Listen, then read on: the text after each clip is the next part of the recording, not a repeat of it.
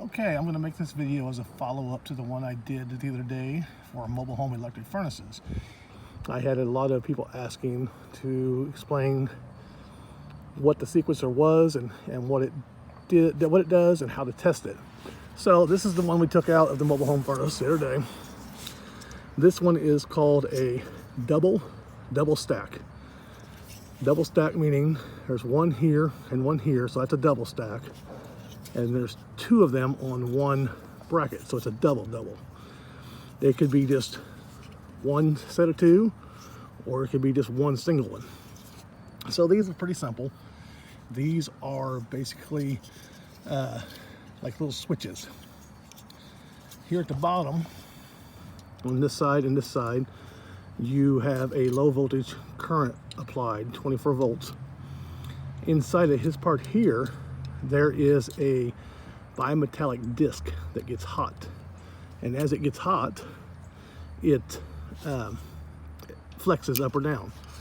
Well, in this case, so as it flexes up, it moves a rod inside of here that makes these connections. So if we look right now, I get my continuity meter out here. That sound tells us that we have something connected. As we go from here to here, we have nothing. Here to here, here to here, here to here. That's because these are open. Now, if we had this hooked up to a low voltage power source and we energize this bottom as it's heated up, then we would have that same toning sound across the two. So to check this in the furnace, once you're applying voltage here and you measure here to here, you should see something like 240 volts. That tells you this circuit is open. There's not connected into two. Once you touch these and you don't measure anything as far as voltage on your voltmeter to be a number, when you don't measure anything on each side like this, that tells you that this is closed and you're essentially touching the same terminal like this, so you wouldn't get a voltage reading. Also, these all look alike, but they're not alike.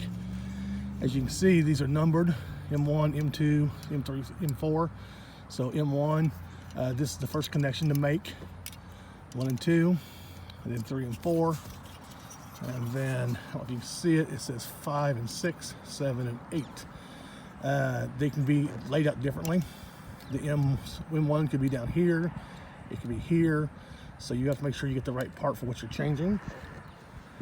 Also, they don't come on all at one time. Like once this connection is made, it's variable time. It's usually somewhere between 60 and 90 seconds before the first one or two comes on. And then there's a longer delay for the next 3 and 4, or 3 then 4, or however it's sequenced. That way they all don't come on at the exact time. They're kind of staged to on. So that's the basic operation of these. Now let's see if we can go ahead and pop it apart here, maybe, and look inside of one. Maybe. Oh, maybe not. Well,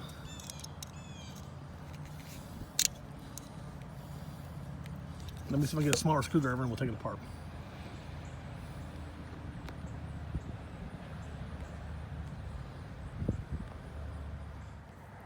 All right, so I got it apart, and as you can see, as I pulled into two pieces, hope you can see this, there is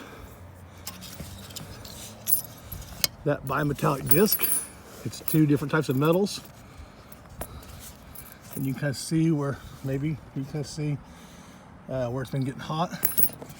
And these are the discs that, as they get hot, see how they're cupped ever so slightly. They're not totally flat, they're just close. These heat up and warp like that. I don't know if you can see it. It actually flexes a little bit.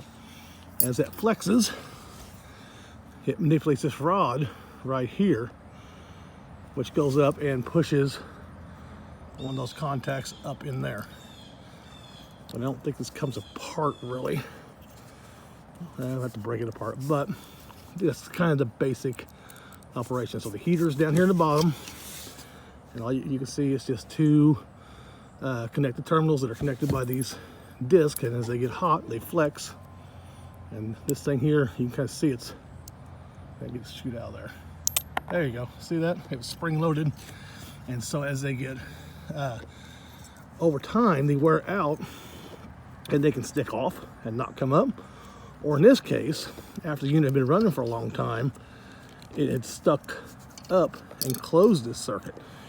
So the customer had, this is a rental house, it doesn't have occupied right now, so he'd turn the furnace on and come back, a week later or so, and it wouldn't shut off. It's because it was stuck in here, or there's got to be enough resistance down in this bottom piece that it stayed hot and made its own heat. And even when the power was cut off to the bottom part, then that's what was sticking on and causing the problem. I'll do some more of these videos, explain maybe some different, I think I'll do a whole series of just electric furnace stuff, do some of the workings of it, show the innards, and you guys let me know what you think, what you want to see, if you like this, is it helpful? And then I'll try to do some more detail on some other stuff later. If you get a chance, please like and subscribe, because it helps me continue to do this for you guys. All right, thank you, have a good day.